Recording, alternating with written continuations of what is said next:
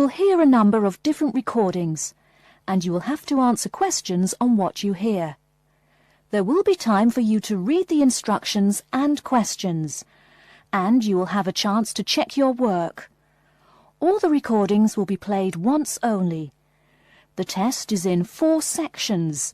At the end of the test, you will be given 10 minutes to transfer your answers to an answer sheet. Now turn to Section 1. Section 1. You will hear a conversation between a travel agent and a woman who wants to go to Australia with her husband on holiday. First, you have some time to look at questions 1 to 3.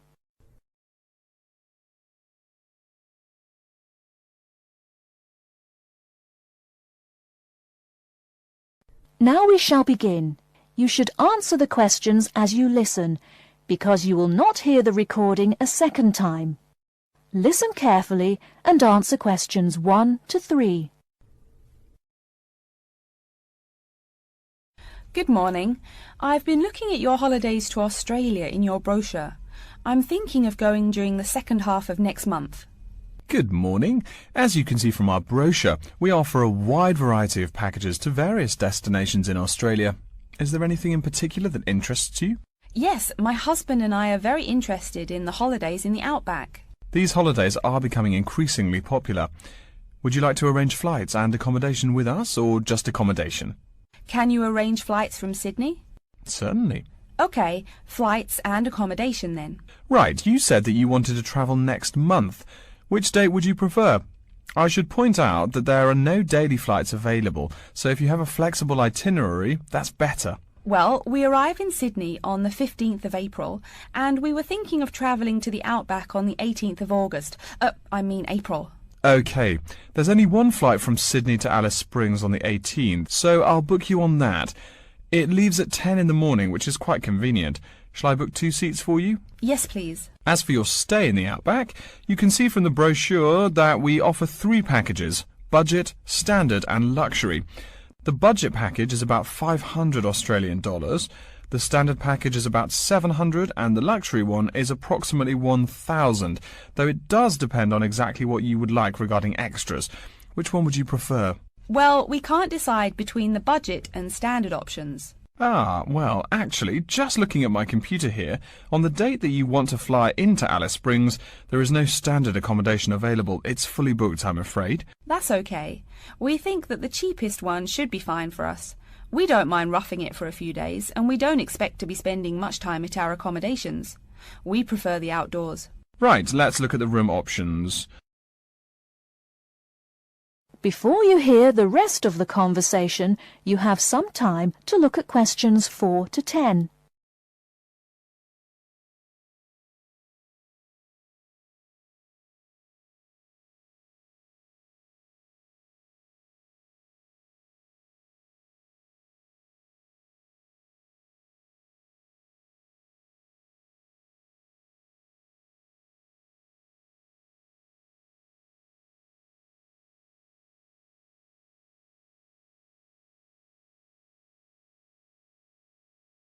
Now listen and answer questions 4 to 10. First of all, would you prefer a non-smoking room? Yes, neither of us smokes. OK. Oh, before I forget, could you book everything in my husband's name, please? Yes, of course. Are you paying by credit card? Yes. In that case, I'll need your husband's name exactly as it appears on the card. Of course, it's John A. Smythe. That's Smythe with a Y. John, middle initial A, surname Smythe, S-M-Y-T-H. Is that correct? Correct. Thank you. I'll just check the price. The room will cost $100 a night plus $10 tax, so $110 per night in total. Is that okay? Yes, that's fine. Book us for 3 nights, please. Most of the guests like to participate in some special activities and trips while they are staying in the outback. Is there anything that interests you and your husband? Yes, there are several things we'd like to see and do. We'd definitely like to visit the cultural centre. Yes, that's very popular. It's within walking distance of the accommodation and it's free. It's also a great place to pick up souvenirs of your trip. We were thinking about visiting one of the nearby farms. There are 2 farms nearby, a sheep farm and a kangaroo farm. There is also an opportunity to ride camels in the desert. Have you ridden a camel before? No, but it sounds like fun. Could you give me some more details about the kangaroo farm and the camel ride? Certainly. The kangaroo farm includes information on how the animals are raised, whilst the camel ride provides information on desert flora and fauna. Which would you prefer? You can arrange to see the kangaroos in the wild if you like, rather than on a farm. That sounds perfect. OK, we'll go on the camel ride and see the kangaroos in their natural habitat. OK, I'll arrange that for you. I forgot to mention that the journey also includes a stop at a place of Aboriginal artwork. It's a place well known for its stone carvings of animals and mythical creatures. That sounds great. Are the carvings in the desert? Yes. Wonderful. Well, that's perfect then. I'm sure you'll have a lovely trip, but remember that you need to take care in the sun. Yes, we're really looking forward to our trip. We really want to try to experience the dream time under the stars. Of course. That's what a trip to the outback is really all about. Yes. Now, how about the cost? That is the end of section 1. You now have half a minute to check your answers.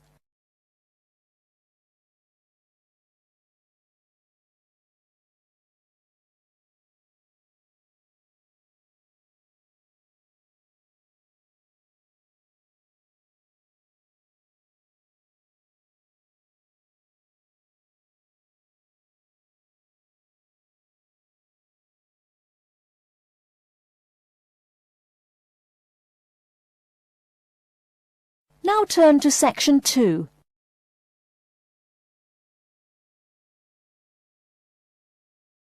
Section 2. You'll hear an announcement which is looking for some volunteers. First, you have some time to look at questions 11 to 15.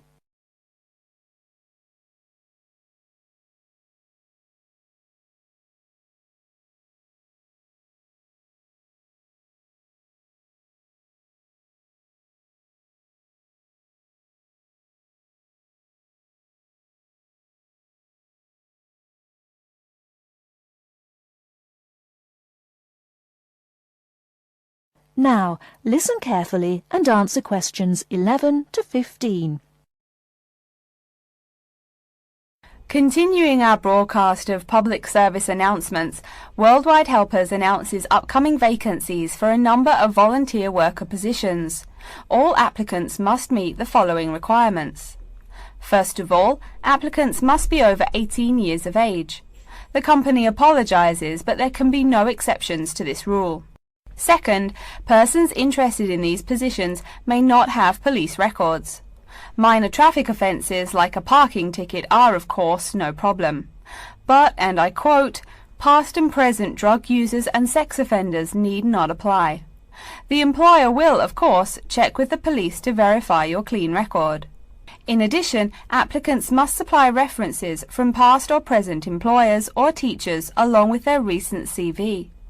These references must testify as to the applicant's work habits and/or character. Remember, these are references from employers or teachers. A note from your dear old mum won't do. Worldwide Helpers assures me that they will contact these references to confirm they are genuine. Although all positions are volunteer, the employer will reimburse some of your expenses. For example, they will pay for transportation to and from the job site. Aside from that, the cost of phone calls is covered. Before you hear the rest of the talk, you have some time to look at questions 16 to 20.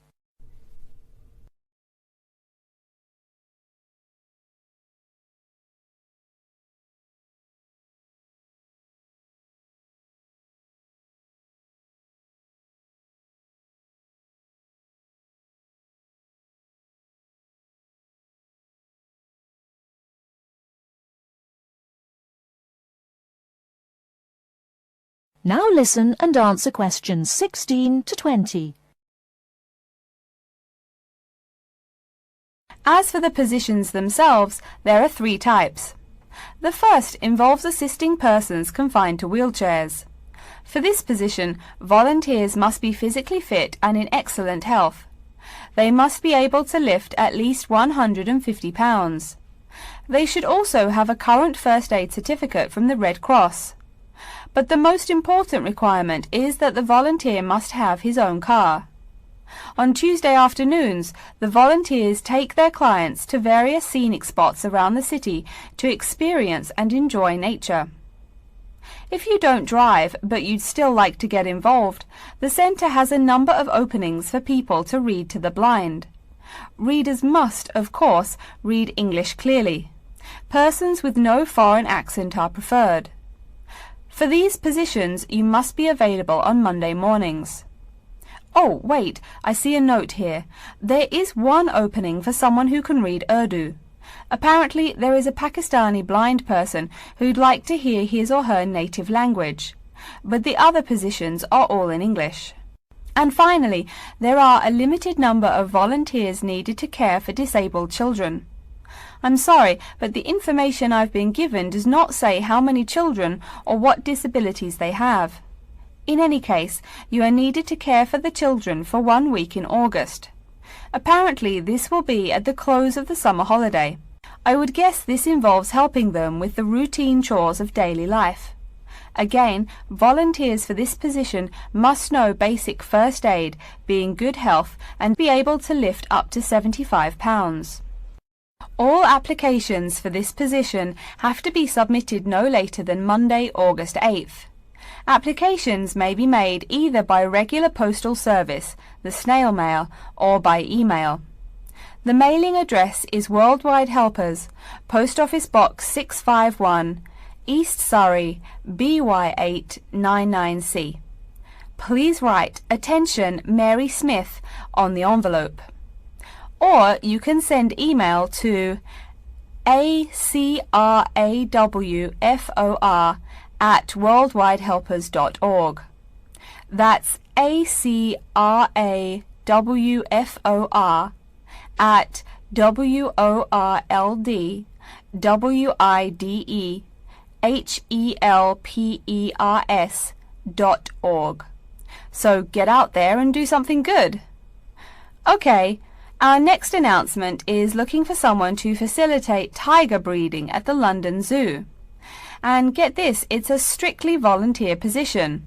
That means you don't get paid. Oh my God. I'm sorry, ladies and gentlemen, but I just have to laugh. That is the end of section 2. You now have half a minute to check your answers.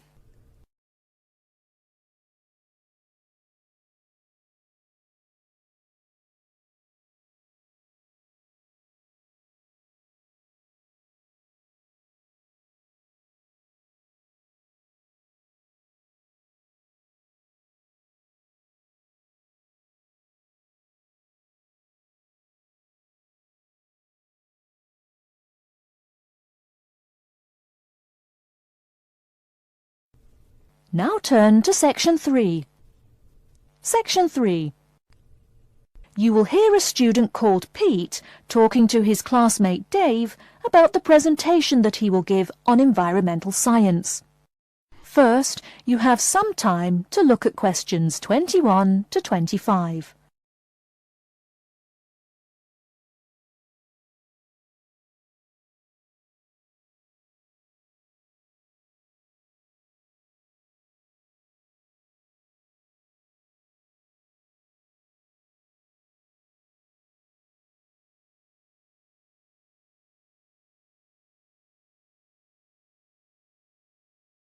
Now listen carefully and answer questions 21 to 25. Are you just leaving the library now? I saw you get there at 8 a.m. Yeah, I've been there all day. What for? They hire a cute new librarian or something? I wish. No, it's the presentation that I will give in environmental science the day after tomorrow. What's it about? I heard you were really excited about the class. And Dr. Schnee also calls you for the arcane questions, as he calls them. It's about environmental damage in the Yucatan. Excuse me, what? Or is that where? The Yucatan. It's a state in southeast Mexico. So what's happening there? Agriculture is having a really adverse impact on the environment. There are too many farmers doing too much farming. It's really destroying the forests and ruining the soil. Deforestation is a major problem there now. How did you learn about this? I don't recall Dr. Schnee saying anything about it in lecture. Yes, but my brother went there last month. You know, to look at the old cities like the Maya Indians built. That's what first got me interested. Your brother Tom? No, Dick, Harry's twin. Anyway, he told me how few trees there were now, and how much empty ground that grows almost nothing. He said the place looked more like the desert than jungle in some parts.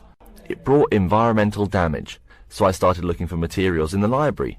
Here, look at this magazine. What's in it? It's an old issue of National Geographic.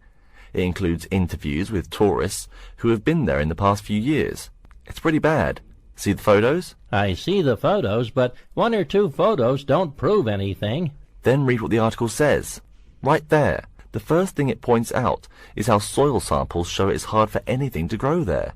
It says how an area of 21,000 square kilometers has lost most of its forest in the past 10 years. See, there are graphs. As the number of farmers increases, the acres of forest have decreased. It's an inverse relation. Before you hear the rest of the talk, you have some time to look at questions 26 to 30.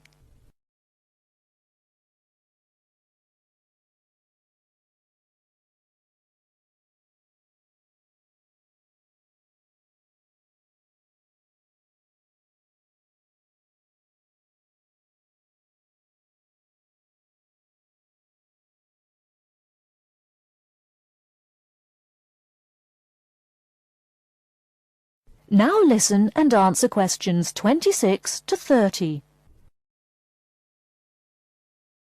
So, how big is that state? I'm sorry, but I've never really learned the metric system. It's bigger than the state of Massachusetts. That's shocking. Anything else? There's lots of else. Scientists say there's a growing area of about 10.5 square kilometers where nothing can grow at all.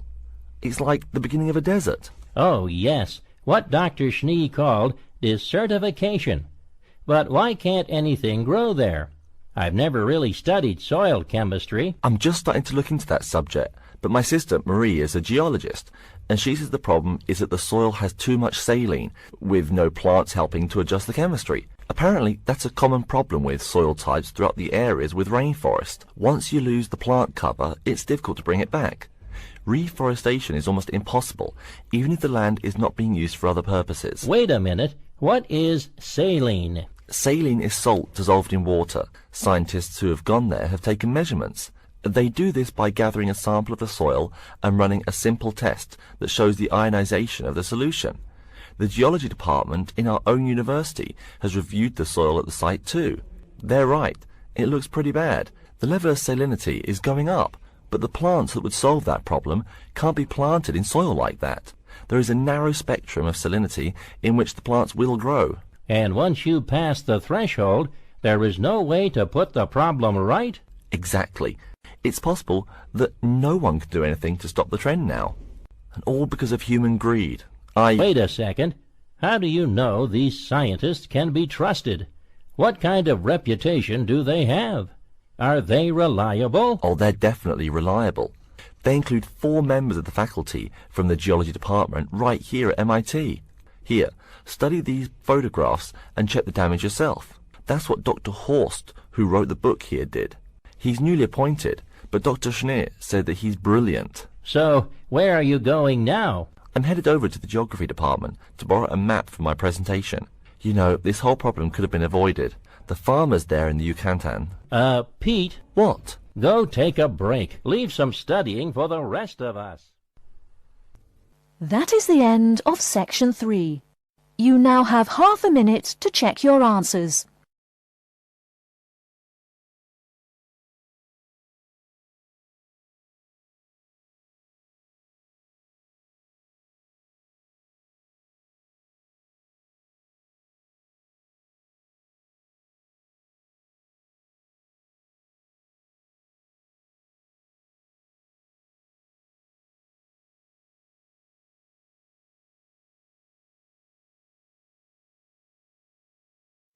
Now turn to Section 4. 4. You will hear a lecture's introduction to Insect Biology 101. First, you have some time to look at questions 31 to 40.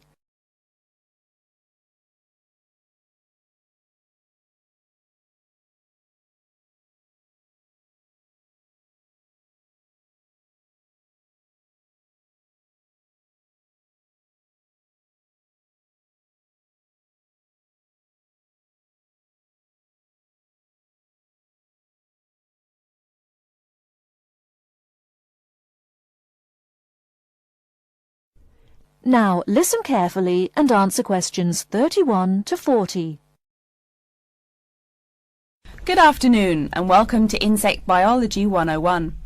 I'd like to begin this course with a few remarks about good insects and bad ones. Bugs are all around us, and that's both a benefit and an annoyance, sometimes maybe even serious harm. First, let's talk about the good things that insects do for us. Probably the most important insect for humans, and maybe for all other life, is the bee. Bees help plants in the process of pollination, and thus are necessary to most flowers and fruit-producing trees. That is, they carry pollen from male flowers to female. If it weren't for bees, we'd have very few food plants and no fruit either. In fact, there would be no we. No less a thinker than Albert Einstein pointed out that, without bees, humanity would be dead within a year or less. We'd starve. It's that simple. That should maybe make us just a little humble. A little less dramatic is the fact that bees also make the honey we eat. Moreover, they produce beeswax, which is useful in candles and is also used as a first-rate furniture polish. Sure, these may not be vital to our lives, but they can serve as reminders of how important bees are. That's a point I keep coming back to in this course. Though, in all fairness, I should point out that butterflies aid in pollination as well as bees. Now, here in Michigan, what's the worst part of summer? Yep, that's right, mosquitoes. But I'm talking about helpful insects, right? So let's look at the dragonfly first. If there were no dragonflies, there would be even more mosquitoes. Dragonflies mainly eat mosquitoes and also a few other insects. Yes, that's right. They don't just fly around, and they also help to eliminate harmful insects. So the next time you see a dragonfly, don't you dare kill it. Now, let's talk a little about those harmful insects. Take the mosquitoes I just mentioned as an example. Not so many years ago, mosquitoes here in America weren't just annoying, some were even deadly. They carried malaria and yellow fever. My own ancestor, the Confederate General John Bell Hood, lived through the worst battles of Civil War, only to die at age 38 from yellow fever. A pest, not a bullet. Well, besides the mosquitoes, in summer there is also a kind of insect that never seems tired. Right, that is the fly. Before I go on talking, I must mention an African fly called the tsetse fly, which feeds on blood and can cause serious diseases in the people and animals that it bites. Besides, it is still a bearer of sleeping sickness, which affects around 300,000 people every year in Africa, and can be treated only with toxic drugs that are hard to administer. Worse still, the drugs sometimes don't work. Other insects, of course, destroy food crops. In China, for instance, locusts continue to be a danger to the harvest in some areas. Less important, but still annoying, moths eat people's clothes and dust mites slowly destroy carpets. Worse, but still in the home, termites or white ants eat wood, the wood of your house. If they are not stopped, they can eventually destroy the whole building. Usually they seriously damage a building before anyone even notices them. So, as we all know, insects can be a real trouble. So, what to do? You can go ahead and start killing harmful insects. In the early decades after the Communist Revolution in China, Chairman Mao encouraged the people to swat every fly they could see. Slogans on the walls of buildings called them "little capitalists." But flies reproduce too quickly for this to be a long-term solution. For some decades in the West, to kill insects with chemicals seemed a good remedy. Unfortunately, chemicals can only be used in a limited area for a limited time. It's a small-scale solution. The insects come back. Worse still, some of the poisons used, like DDT, were found harmful to the environment. Many kinds of wildlife, like hawks, were harmed. And people in chemical-using rural areas have one of the highest rates of liver cancer in the world. It's no secret that chemicals remain harmful to humans. Like all species, insects adapt to their changing environments at an amazing rate. When a new chemical is introduced to their habitat, the insects that survive are generally the ones with some way of resisting the harmful effects. They then breed with the other survivors, and just like that, insects become resistant to most poison in a few generations. An insect generation, remember, is a couple of months at most. So again, we have to ask, what to do? Well, there are biological solutions. Some of these are pretty simple. One is destroying the insect's habitat. You take away their home or food. Cleaning your kitchen is the best way to prevent roaches.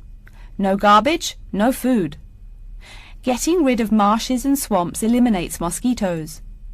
Other solutions might include bringing in dragonflies or bats in areas where mosquitoes are many. This is a cheaper alternative to chemicals. Biological methods like this also bring no extra pollution to the environment. But you have to be careful. If you change the environment too much, you might be hurting other forms of life accidentally. One recent method of controlling insect populations involves interrupting their breeding cycle. What does that mean? It means birth control for bugs. Insects are provided with food that makes them unable to reproduce. Since they can't have babies, the population disappears, or nearly so. And since no young are born, resistance is not a problem, with no young insects developing increased resistance. Interrupt the life cycle, eliminate the bug. It's clear that we must have an understanding of the life cycle of the insect. At least, that's the plan. We'll go into more detail as the course goes along. Now, I will stop here to see whether you have any questions or not. That is the end of section 4. You now have half a minute to check your answers.